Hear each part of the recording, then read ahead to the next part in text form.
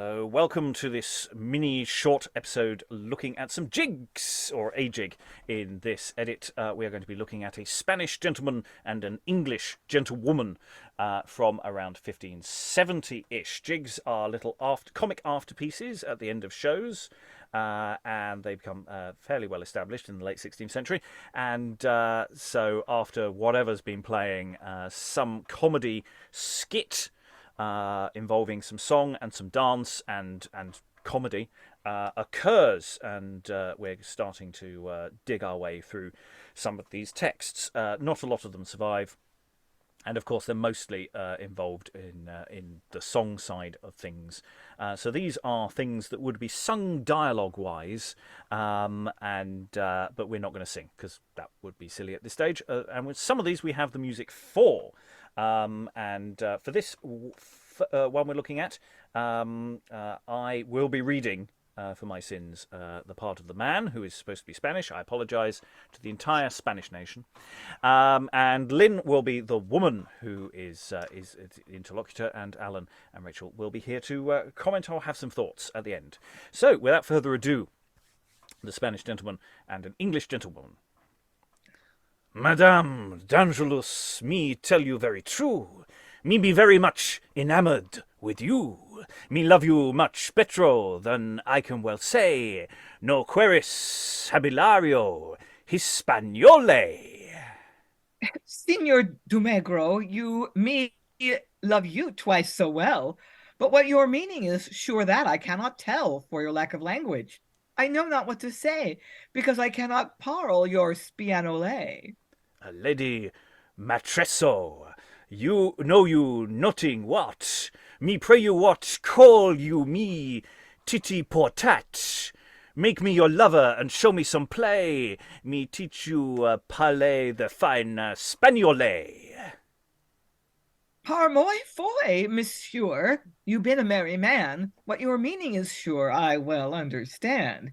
You seem such a wanton. I swear by my fay that I dare not learn of you to speak Spaniole. Count my good lady, my chambre to come by. Me make you de welcome as I. The grand petty thing me give you by my fay. Good for to learn you to speak Spaniole. Your Spaniole height is all so trim that height for to learn I would fain begin. For teaching of me your Spaniole, you shall have a kiss of me once every day. Got a mercy, good madam, got a mercy for 'tis 20 gramercies me give you for one kiss. You be the good lady, you do as you say, me warrant you quickly the best Spaniole. But tell me, my signor, where your chamber is, that when I come to you, I need not to miss, and I will not let to do as I say, to come to your chamber once every day. Lady, pretty lady, pray God me never see, but that you make much comfort to me. My heart doth leap quick within my belly. Oh, my sweet mistress, you make me so merry. My chambre hard by the sign of the pie. Make ask for Domegro, the signor, where he lie. The lane you call Abchurch by Lombard Street. Me know when you come me there, you will meet. I would not come when you have company. I will send word before that no man see me. You be so jolly, so pretty and neat, that you and me else some folks will suspect.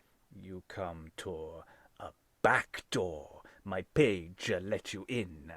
Me make all things for you so gay and so trim. You no sooner come above in my chambre, but you smell the sweet musk and the fine ambre. Farewell then, signor, adieu for this time. Provide you good cheer, some sugar and wine. I love very well the things that be liquorish. Marchpane and quince pie. I care for no stockfish. Bezilis maids, oh you my fair lady, me lack no thing that may make me may get dainty. take you my son here and make your good gay. No man in the world that have so much joy. Not sure. It's a difficult text to pass, this one, because it's doing all sorts of things with language and innuendo in there. Some of the innuendos I think we managed to land reasonably well, but I think there were some we didn't quite lean into enough there. But yeah, flirty chat across a language barrier is the gag. Alan. Yeah, he definitely come from Barcelona. And as you say, I don't think there were so many double entendres as single entendre in there. Yes. You know, it's as performed at your local rugby club, I suspect, almost. Yeah, you know, it's not subtle in some of these things to do with, you know, flying mallet. we have encountered questions about backdoors and stockfish before, and various other elements here that are all in there. But yeah, it's you can sort of see that this is it's got room for dancing. It's got room for the singing. The you know, this is a performed song, so the repetitions in theory should work in an interesting way. And yeah, it's relatively simple, but it's a relatively early one as well. So don't know how much additional business goes with this potentially. We're tippy-toeing into the world of jigs, as it were. Any thoughts on this one? It's sort of, I think the joke basically works. I mean, there's a question on, you know, whether slightly making fun of people at different languages and things, but it doesn't seem to have any malice in it, particularly. I think they're a good performance, and people who can do the accent. I mean, I wasn't even attempting to do a proper accent. I was just trying to say what the word said, and that sends you in all sorts of unhelpful places, frankly, because you sort of some of it sound a bit French, sometimes it sounds a bit. You have no idea where you're going with it. So I was just sort of just going and hoping for the best. So apologies once again for an entire nation there. It's also interesting. This is from somewhere around 1570 that, you know, we are pre-Spanish Armada at this point. I wonder if it's still in the repertoire by 1588. You know, how much do jigs turn around in terms of the performance repertoire? Where do you place a jig in relation to which play? Anyway, that's a question for future times. Any other thoughts in the room? Alan? I must admit, thinking about it, there's one relatively modern reference I'm thinking of, which is the sequence in the play The Boyfriend, of the elderly English nobleman Rouet chatting up the lady proprietress of the girls' finishing school. There's similar games going on, you know, 400 years later. Oh yes, I don't. In terms of, you know, we understand the joke. I mean, that's the nice thing. Whereas some texts we've done recently, understanding precisely what the joke is doing is hard work.